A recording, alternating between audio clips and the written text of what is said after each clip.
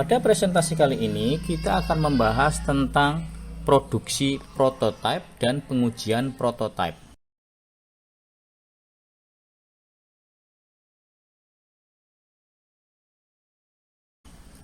Setelah desain mobil selesai, tahap berikutnya adalah membuat prototipe, yaitu contoh mobil pertama yang benar-benar bisa dijalankan di jalan.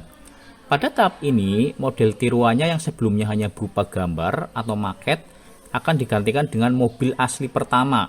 Mobil ini dibuat tanpa menggunakan peralatan produksi massal, tetapi hasilnya harus mirip seperti mobil yang akan diproduksi nantinya. Tujuan dari pembuatan prototipe adalah 1. Untuk melihat apakah desainnya benar, 2. Untuk mengetahui masalah yang mungkin muncul saat proses produksi nanti, dan 3. Untuk melakukan pengujian. Nah, langkah-langkahnya gimana?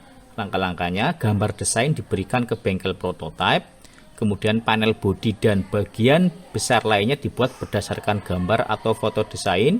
Kemudian bagian-bagian kecil itu, bagian-bagiannya dirakit secara manual menggunakan alat sederhana, lalu dilas menjadi bagian-bagian kecil atau sub-assembly.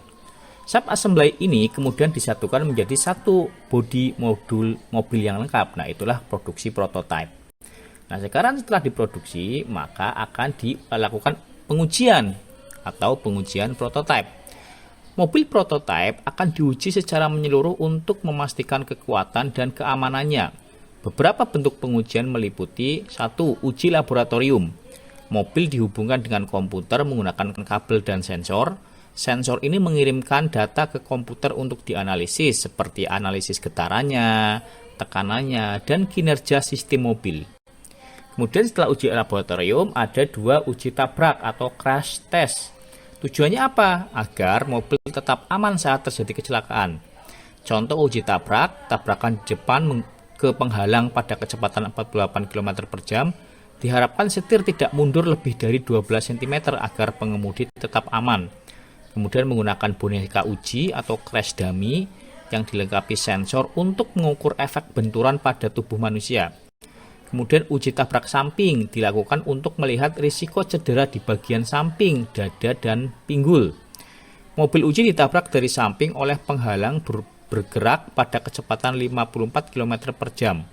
Boneka uji di kursi depan dan belakang mengukur risiko cedera. Kemudian setelah uji tabrak samping, kemudian uji khusus. Contohnya apa? Mobil dilempar dari atas gedung untuk melihat ketahanan strukturnya. Jadi mobilnya dilempar dari atas. Kemudian setelah uji khusus, ada uji ketahanan atau durability test.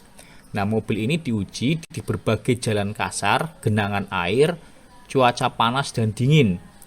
Tujuannya apa? Tujuannya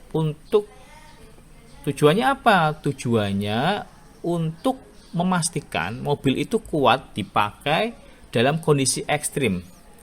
Nah, pada akhir tahap prototipe, setelah semua pengujian selesai, semua detail akhir dari mobil ini seperti jenis mesin, tipe bodinya, fiturnya, dan aksesorisnya akan dikonfirmasi sebelum masuk ke produksi massal.